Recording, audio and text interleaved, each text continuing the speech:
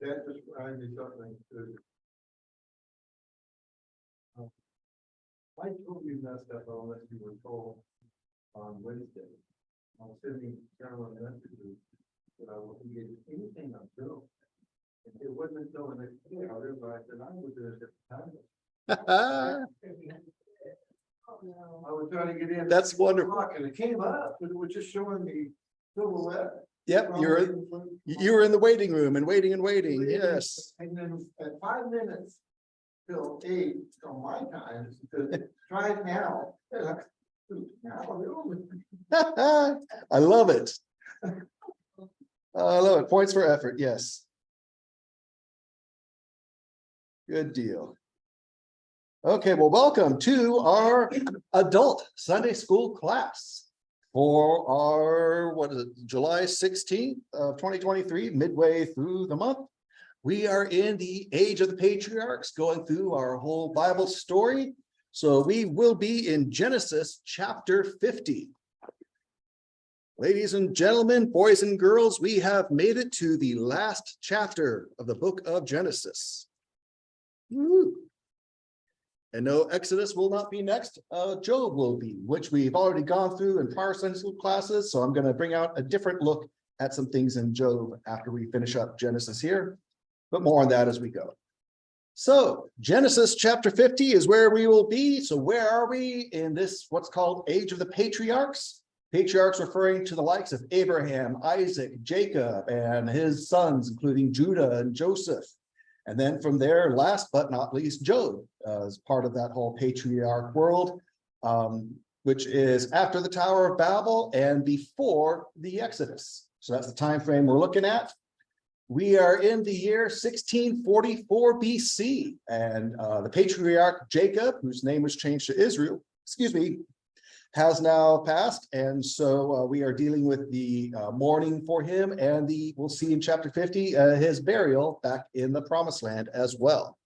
So before we get to that, of course, we are looking to the Bible as our ultimate source and authority on all things, getting background details of the times from Egyptologist David Roll and his new chronology, lining things up and correcting for some mistakes in the Orthodox accepted timeline of things.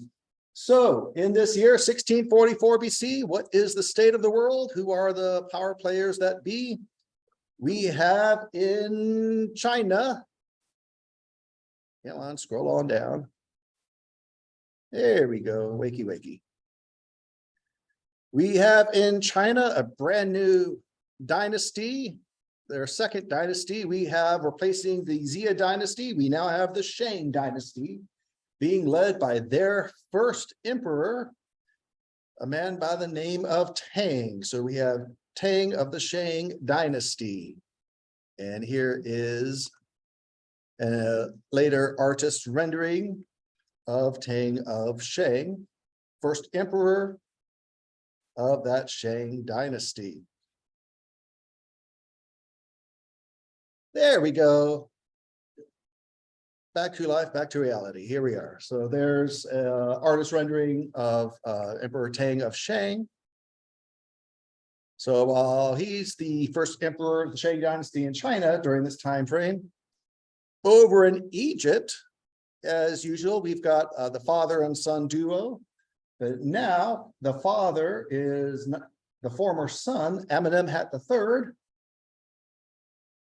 who was ruling and reigning with his father, who has now passed. He has now moved up to be the father Pharaoh. And this is again Amenemhat III, the Pharaoh of Joseph, the Pharaoh who had the dreams, the Pharaoh who promoted Joseph. So he is now Papa Pharaoh, and he has brought on his son to reign with him. And he is Amenemhat, the dad here is Amenemhat III. There we go. And his son he brought on to reign with him is, you guessed it, Amenemhat IV. And we have this from his time frame right down here. There we go. So Joseph's Pharaoh is now of the two pharaohs ruling. He's now the dad pharaoh, and he's brought on his son, Amenemhat IV, to reign with him. So while Joseph's pharaoh is starting to take a back seat in semi-retirement, his son, Amenemhat IV, is now kind of taking the reins and leading out and getting ready for the day that he will be the new pharaoh by himself before later bringing on a descendant. And so that is the plan. But we will see that that plan actually does not end up happening. We'll get to that when we get there.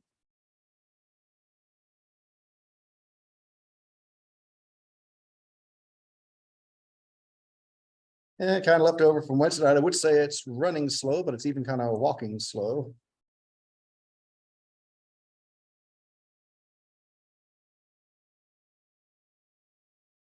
So we will again be in Genesis chapter 50. As y'all are settling there.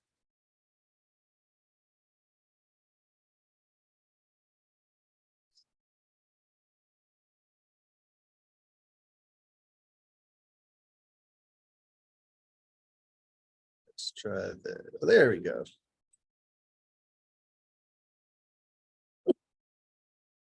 So it's this guy right over here. Let's see, screen's a bit frozen here.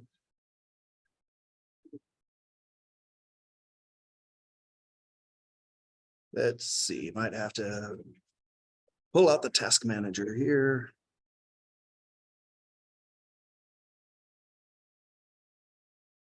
There we go. Nope, don't need that one. Let's see, let me see about closing this real quick and refreshing. And I apologize for the technical difficulties here. No, don't, there we go. Don't want you. Okay, let's stop that share real quick. Screen sharing is paused. Let's get the other things to pop up.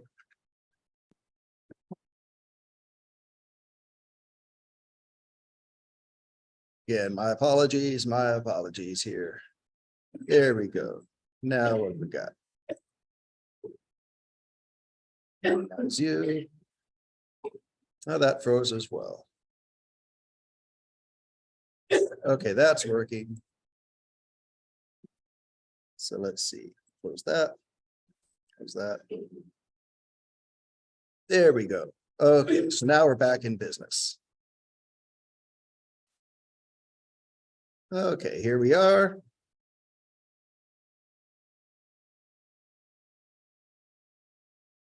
So that was Amenemhat IV. Refresh here, present. So that is Egypt. And that now, oh my goodness, I'm frozen again. I can make faces.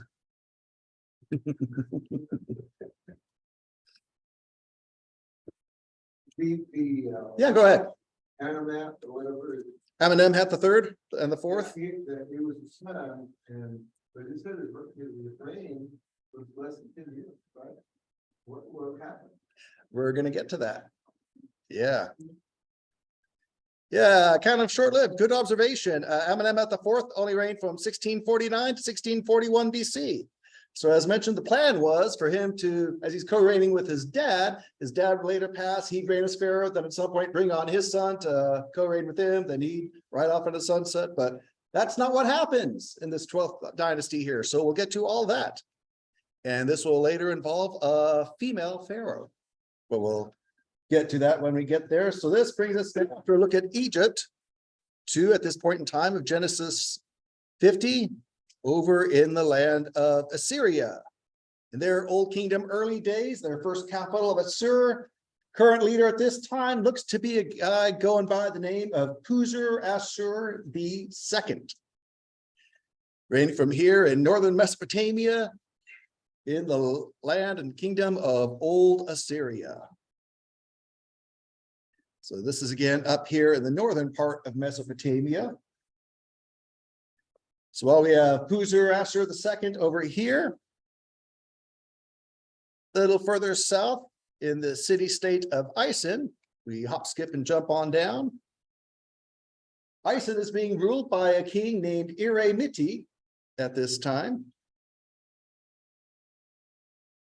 And a little further down from Isin, we have the city-state of Larsa.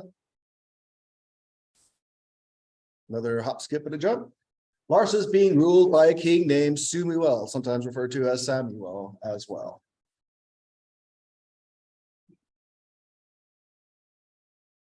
And if as you look at these places, they all kind of look the same as each other. Yeah, they're basically archaeological dig sites right now. So lots of dirt mounds. And that's what we have remaining to this day. Newer kids on the block, we've got two. Back to the north, we have the new kingdom of Old Babylon. The ancient city there in their early days. Currently under their new ruler, a guy named Sumu-la-el is ruling out of the early days of the kingdom of Babylon. Just back up in the north.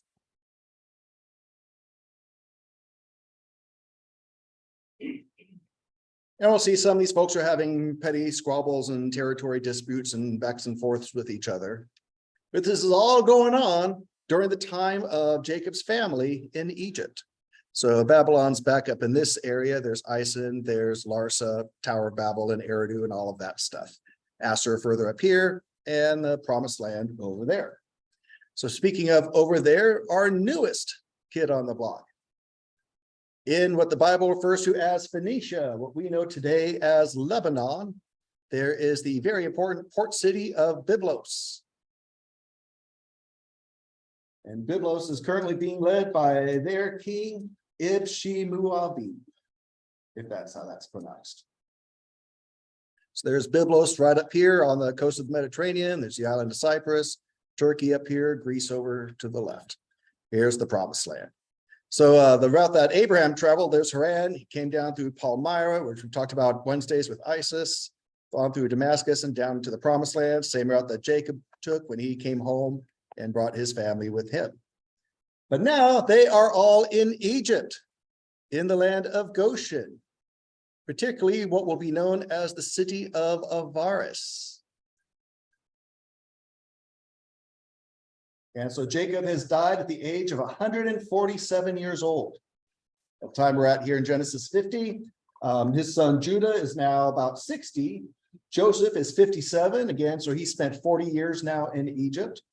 Judah's son Perez in the line of Christ would be about 30, and Perez's son Hezron in the line of Christ would be about 17. So we left off with the death of Israel at the end of Genesis 49, and we are picking up in Genesis chapter 50. So let's take a look. Genesis chapter 50. Let's go to the first 14 verses. Genesis 50, verse 1, with the death of Jacob. Then Joseph fell on his father's face and wept over him and kissed him. Joseph commanded his servants, the physicians, to embalm his father. So the physicians embalmed Israel. Now, 40 days were required for it, for such is the period required for embalming. And the Egyptians wept for him 70 days. When the days of mourning for him were past, Joseph spoke to the household of Pharaoh, so this would now be Amenemhat IV, saying, if now I have found favor in your sight, please speak to Pharaoh, saying, my father made me swear, saying, behold, I am about to die. In my grave, which I dug for myself in the land of Canaan, there you shall bury me. Now then, please let me go up and bury my father, then I will return. Pharaoh said, go up and bury your father as he made you swear. So Joseph went up to bury his father, and with him went up all the servants of Pharaoh, the elders of his household, and all the elders of the land of Egypt, and all the household of Joseph and his brothers and his father's household. They left only their little ones and their flocks and their herds in the land of Goshen. Chariots with teams of horses also went up with him, and it was a very great company. When they came to the threshing floor of Atad, which is beyond the Jordan, they mourned there with a very great and sorrowful lamentation. And he observed 7 days of mourning for his father. Now, when the inhabitants of the land, the Canaanites, saw the mourning at the threshing floor of Atad, they said, "This is a grievous mourning for the Egyptians." Therefore, it was named Abel Mizraim, which is beyond the Jordan. And so his sons did for him as he had commanded them. For his sons carried him to the land of Canaan and buried him in the cave of the field of Machpelah opposite Mamre, which Abraham had bought along with the field as a burial site from Ephron the Hittite. And after he had buried his father, Joseph returned to Egypt, he and his brothers, and all who had gone up with him to bury his father. So clearly, this was a great funeral procession of honor with the Egyptians in support of this. This shows the impact that Joseph and his family have had on Egypt. As I mentioned before, Joseph coming to Egypt, this is a game changer, not just for the Lord's people and the people of the Bible, but for the secular world as well. And so we see that reflected in Egypt's honoring of Joseph's family, including his dad. So all these Egyptians go up with him, and they go back to the cave where Abraham was buried. So that brings us to where we will go there. But here's something interesting about this, real quick, where it says in verse 10, talking about the threshing floor of Atad, which is beyond the Jordan. So Egypt's over here, the Sinai Peninsula is over here, and the Promised Land is here, the Jordan River, and then the other side of the Jordan, right? Did they go from Egypt to the other side of the Jordan and then back to Hebron to bury? Is that what Moses, the writer of Genesis, is saying? No. We have to remember, where is Moses when he's writing Genesis? He's on the right side, the east side of the Jordan River before they cross the Jordan and go to the Promised Land. So he's saying it's not the other side of the Jordan from where Egypt is, it's the other side of the Jordan from where his audience is and where he is when he's writing this. So that kind of, when you think about it, that makes a lot more sense. They didn't cross the Jordan and come back to bury him. Why go over there? No, Moses is telling his people that he's writing to, this is where they came to on their way to Hebron, and this is where they buried him. So there's that. So a little something interesting happens here. Oh, and by the way, before I get to that, in verse 11, where it says the Canaanites recognize this is something special, someone special, this great mourning. So the place was named Abel Mizraim. Abel can mean meadow or it can mean mourning, as in mourning for someone's loss, which is kind of interesting when you think of Adam and Eve's son, Abel. But then also they said Abel Mizraim, the mourning of the Egyptians. There again is the name Mizraim in reference to Egypt. Egypt doesn't call itself Egypt, just as China doesn't call, Japan doesn't call itself Japan, it's Nippon. There's our word for it and there's their own word for it. The Egyptians refer to themselves as El-Mazri. We are from Mizraim. Who's Mizraim? Noah's grandson, son of Ham, the one who went up to Egypt and established the people there. So they're saying, hey, this is the great mourning of the people of Mizraim, the people of Egypt that's happening here. So this guy was pretty special. So now to the interesting thing I wanted to get to. So we see that Jacob had summoned his sons to his bedside, instructed him on his burial, asked that a promise be made for him to be brought back home and laid to rest in the tomb. So he passed away, Joseph covered his eyes, just as God promised Jacob that he would see when he was coming over to Egypt to see his son he hadn't seen in all these years. God said, your son Joseph will close your eyes. Basically, he will be the one to be with you in death and see you on to the real promised land. So something then happens, which was an interesting custom of the time. We've made a big deal about this house that wasn't an Egyptian house, but that's sitting there in the best land of Egypt. This house that Joseph originally had, then passed on to his father when his elderly father came. Well, the house, and this is an observation from David Roll here, the house in which the Hebrew chieftain had lived for 17 years was demolished, according to the custom, when the master of a household was no more. So when the master of the household passes, they demolish this house in his honor, in his memory. It's no longer anyone else. So kind of interesting. So that's what happened to this house. But then we see, of course, he wants to be buried with his family. So where is his family? They are in Hebron. Where are they in Hebron? They are specifically in the tomb of Abraham.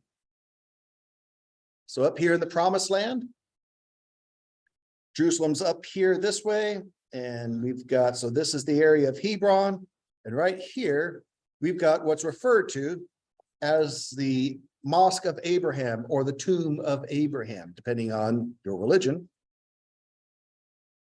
So here's what's been built on top of it, and this will be our last look at this place. Jacob will be the last one recorded to be buried here. So this is reported to be the site. I know it kind of looks like a fortress or a prison or a citadel of some sort.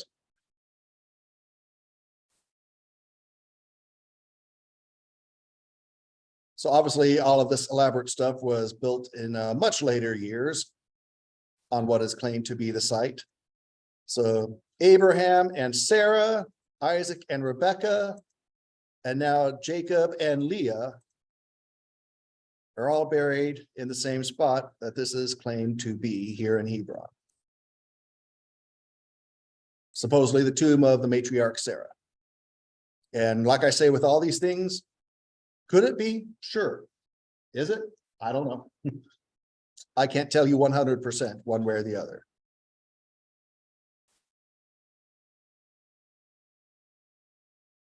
But whatever we may think about everything being built on top of these places, the intention was certainly honor and reverence.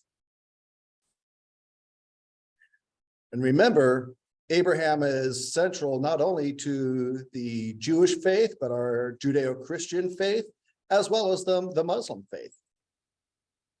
Obviously, there is a different take on him in the Quran than what we have in the Word of God. But that is the place right there.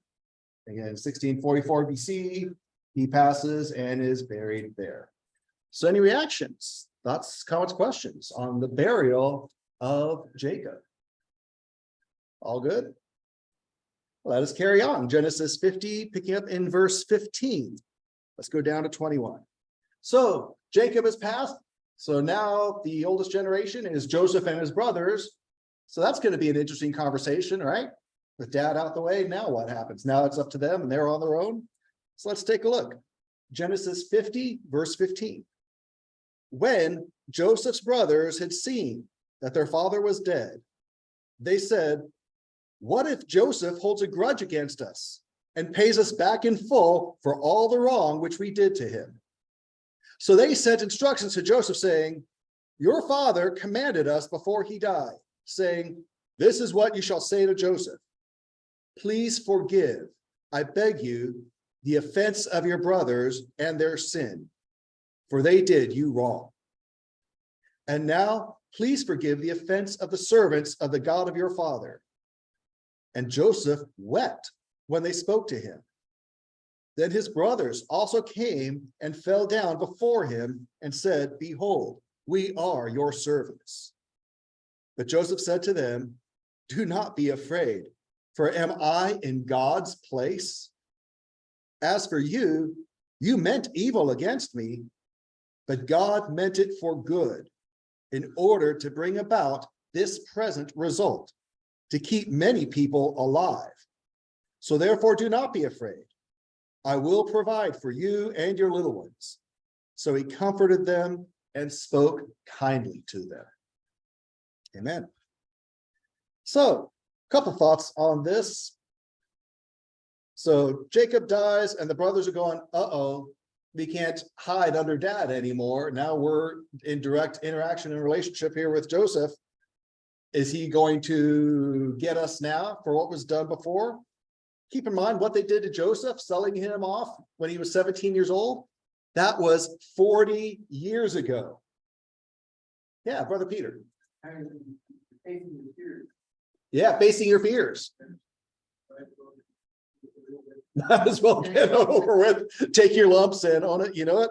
That is the spiritually mature, responsible thing to do. Doesn't always happen. So in fact, let's look at how they choose to handle this. But not only 40 years would be a long time to hold a grudge, and some have been held longer, but obviously 40 years is a long time to be living with this guilt. Fear of retaliation and retribution, sure. But clearly there's some guilt involved as well, and some recognition of their own wrongdoing. So what do they do about this? Do they do what Brother Peter suggests? Not quite. They say, you know what Dad said?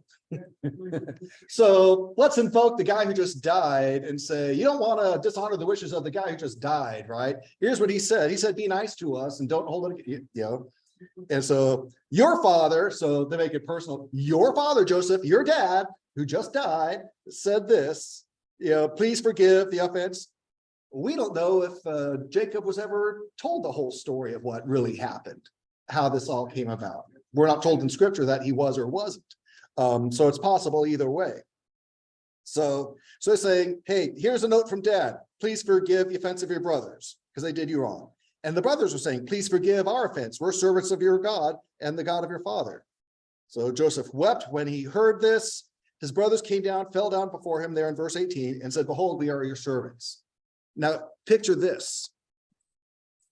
The concept of the brothers bowing down to Joseph first happened in Joseph's dream, which he innocently and maybe not in the most wise fashion shared blatant honesty with his brothers. Hey, I had a dream. You all bow down to me. You know, really? And so, yeah, so that was the first we have of this concept. Later on, they do bow down to him, not knowing who he is when he's number 2 guy in Egypt, and they're coming to him, you know, during the time of famine. So the dream came through there. But this right here, my personal conviction that this is the true fulfillment of that. Not only were they made to bow before him out of their need before, now they are voluntarily bowing down before him out of recognition of their own wrongdoing and God's righteousness through Joseph here. So I see a kind of beautiful fulfillment that this time they're bowing down in sincerity. Is there still some fear of retribution in there? Sure, but now they're doing what Brother Peter talked about and saying, we're here, please forgive us, but we're here owning up to our wrong here and not denying it. So we're seeking your forgiveness, but we're not denying our wrong in our seeking of forgiveness. Joseph's response in verse 19, do not be afraid. Am I in God's place? Now there is wisdom and there is spiritual maturity and recognition. He says, basically, it is not my place to deal out retribution or anything. God will sort that out. That's you can need to get that right with God if you haven't already, and God will handle that. That's not my place to do. Wow. Yeah. Imagine if all the Lord's people had a handle on what Joseph just said here. That I'm not going to tit for tat. I'm not going to passive aggressive behind the scenes. I'm not going to strike against the life of my neighbor and brother or sister, but I'm either going to be spiritually mature and come together and work things out, or I'm going to let God sort it out and continue on that way. But Joseph says, I'm not in God's place. Huge, powerful recognition. Again, as he's still having the power he has as vizier, number 2 guy there in Egypt. And he points out to them, verse 20, yeah, you meant evil against me, but God meant it for good.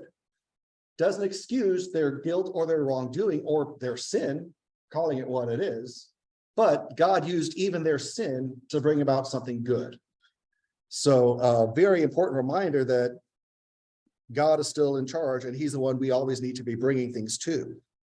So he says, so God brought about this present result through your sin. God brought out good, bringing about many people alive. So don't be afraid. And here's what he says he's going to do. He's not going to dish out some retribution or payback. He says, I'm going to provide for you and your little ones. So he recognized God put him in a position of power from being sold at 17 years old off into slavery in Egypt to a position of power, the world's greatest power in the world at this time, to where he says, I'm not going to use my power against you. Sometimes the greatest power is the power of restraint. I love the point in the film Schindler's List, where the true story, the guy Schindler is trying to convince a Nazi, persecuting the Jews and killing the Jews, that sometimes anyone who has the ability to use power and uses it, that's not really a demonstration of power. Real power is in restraint. In your choose, though you have the power to act, choosing not to. Now understand there are times when it's a call to action and there needs to be action. But the wisdom and discernment, but his point was, it takes great power to restrain ourselves from jumping on and using power that's in our hands to use. And so Joseph said, basically, he's going to take all his power and position and all that's been done to him, he's going to use that to provide for you and your little ones. Obviously, yeah, they had little ones now, they were concerned about their families. And says he comforted them and spoke kindly to them. That is some of the most powerful stuff that we can do with our lives, is to offer that comfort and kindness to people, even when they've wronged us. Not that we can't address the wrong, because it's being addressed here, but that where's the victory? The victory is in coming together, recognizing the sin, addressing the sin, putting it behind us, and moving forward in kindness and in understanding and mutual care and respect together. So hugely powerful thing what happened here between Joseph and his brothers, and a great example for us as brothers and sisters today. So any other thoughts, reactions to Joseph's dealing with his brothers here? All good stuff. Y'all are just acing all the stuff. You all get this. Good deal. So now we are at an interesting point in time. We are between the death of Jacob and the death of Joseph in those last few verses there in Genesis 50. A lot happens in that time frame.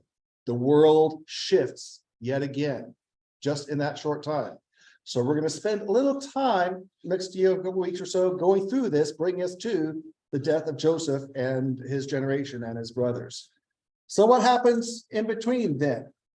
So Jacob died in 1644 BC. Something happens in 1641 BC. Something that was not expected. This addresses Brother Clay's question. So with Amenemhat III being Papa Pharaoh now, and his son Amenemhat IV being Junior Pharaoh, kind of taking the reins, getting ready to take over, the plan would be for the dad to die, and then the son to go on from there and eventually bring on his son. Well, there's a slight problem with this. Instead of the dad dying, the son dies. Amenemhat IV died before Amenemhat III. Amenemhat IV died in 1641 BC. The fourth died, leaving his father, Amenemhat III, Joseph's Pharaoh of the dreams. He's back to ruling alone again as Pharaoh of Egypt. Not only that, the son Amenemhat IV, he died without leaving a male heir of his own. Yeah, so this makes for an interesting time. So here's some little tidbit stuff from Wikipedia again, which I hugely encourage you to take with a grain of salt, anything you get from there. But on some things, kind of know what you can take. They're going with secular time frame on this stuff, but what they say about here is fine enough. The tomb of Amenemhat IV has not been identified, but here's one pyramid over here that they think is a possibility. Right here, it's called the Southern Mazbuna Pyramid. And here's what we have on this. Yeah, that's it. Pyramid has a side length of 172 feet. Core masonry is mud bricks. Only reaches a height of 1 or 2 layers. It wasn't finished. He died too soon. Casing stones were not found, so it's impossible to determine about the planned angle and the total height they were going for. So there's question about this being the pyramid that looks like they had intended for him. That didn't end up happening. He died too soon before all of that could happen. Yeah, it was the starts of one that they, well, he's already dead, so it's too late. It's going to take too long to finish this one, and he needs to be buried. So doesn't look like that's, and here's some of the plans. Yeah. So we were looking at that picture on the hole in the ground, and there was a mound in the distance and then a rock in the foreground. I'm not sure where the funding is, but I'm wondering if the hole in the ground is actually the substructure.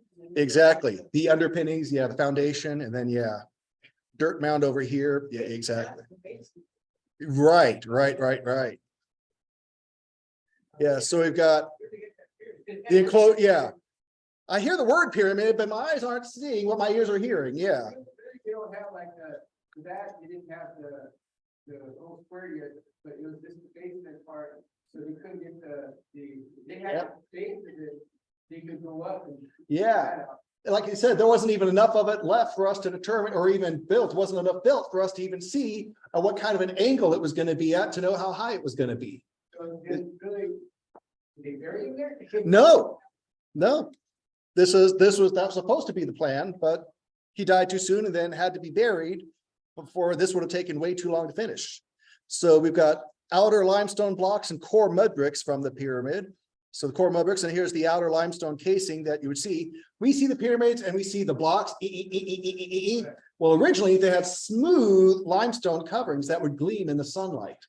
Kind of like the temple in Jerusalem, especially with Herod's redoing of it, would gleam in the sun. In fact, you could see the gleaming of the temple from miles away. That was kind of the idea here too, for it to be this radiant fixture. Of course, sun worship playing a factor in there as well. Staircase east of the antechamber, staircase to the burial chamber where that would have taken place, exterior of the burial vault. And so, yeah, so we get the idea. So, yeah. So Amenemhat III is back to being Pharaoh all by his lonesome.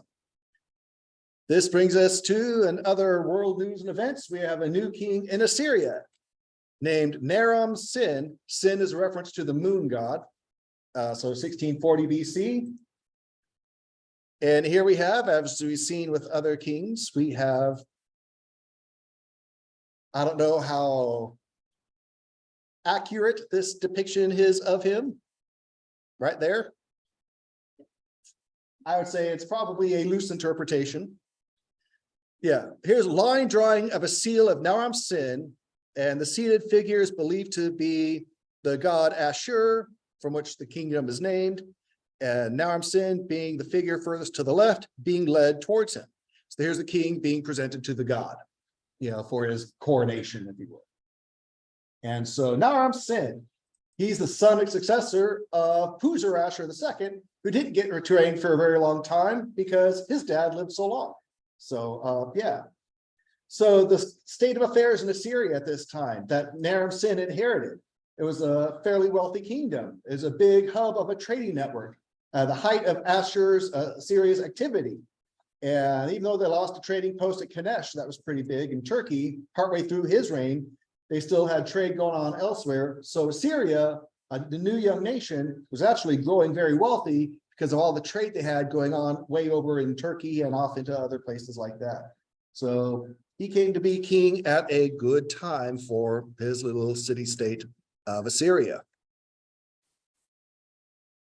A couple years later, 1638 BC, new king in Isin, guy named Enlil-bani. Let's see, so it's going 37. Oh, Enlil-bani. And we talked about this guy a little bit last time with how he became king and how the last king ended up no longer being king. This was the case where there was that prophecy that was made about, hey, it's a bad omen, bad time to be king. So, okay, let's grab some more poor sucker and slap him on the throne for 100 days, and then I'll come back to be king when the danger passes.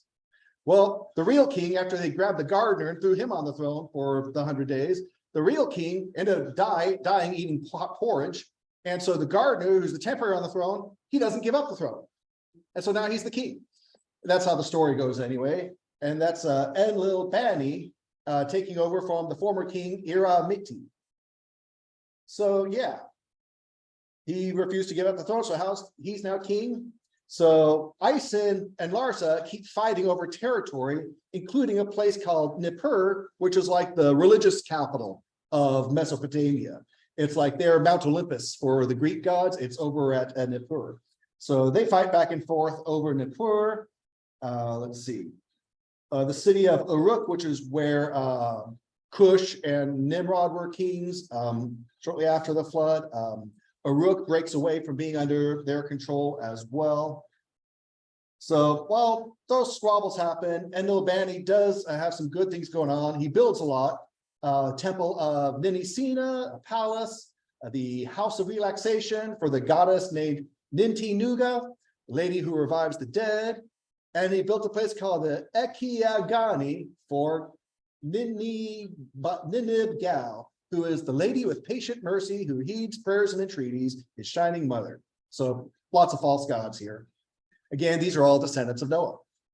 So we have two large copper statues, or we're aware of two large copper statues that were taken to Nippur, their Mount Olympus, for dedication to Ningal, which were fashioned 117 years ago, but never got delivered. So because he was able to get those delivered, the goddess Enlil and the god Enlil lengthened the lifespan of Enlil-bani. Not bad for a gardener, right? So what we have here that we're looking at, cuneiform inscriptions. So this is where they take that wedge-shaped little pen, little stylus, and they take clay, whether it's a little pad or something like this, and they turn it in their hands, go E, and that's their writing form. There's no alphabet to this. These are just images that to convey words. And so it's written language, but not alphabetical, like what they have with Joseph. So this cuneiform inscriptions on this foundation cone mention the building of the temple of the god Numishta in the city of Kirita by Enlil-bani, king of Isin. So this comes from the time frame between the death of Jacob and the death of Joseph. This exists. We have this dating back to that time frame. What is that? It is a cone that has writing on it. Like a pad? Yeah, exactly. And so sometimes they use little square or rectangle pads, and we've got a lot of those little tablets. Here, this is written on a cone. And it refers to the building of the temple, one of the many temples he built during his kingdom, during his kingship. So what else we got to wrap up here with? We've got, let's do this. We've got real quick, we've got moving right along the same year, we've got a new king in Larsa. 1638 BC, we've got King Nur-Adad, new king in Larsa. And we've got that clay cone of Nur-Adad, king of Larsa. Again, their timing is off, but this is in the 1600s BC, again, after the death of Jacob, before the death of Joseph. Don't know much else about this guy. We have 1636 BC, Levi's grandson through Kohath, his son Izar is born. Kohath's about 32. And so I'll just share one quick verse on the time frame here, back in First Chronicles 6:38. First Chronicles 6:38, something else from this time frame. 6:38. Son of Izar, the son of Kohath, son of Levi, the son of Israel. So that's that timeline there. And so that is a great place for us to pick up next week with what happens in Egypt, what they do now with Amenemhat III reigning alone again. And so next week we'll pick up there. Does anyone have any other observations, thoughts, comments, or questions on what we have looked at this morning in our Sunday school? All good? All righty, we will shut her down from here for our screen share and recording and get ready for our praise and worship.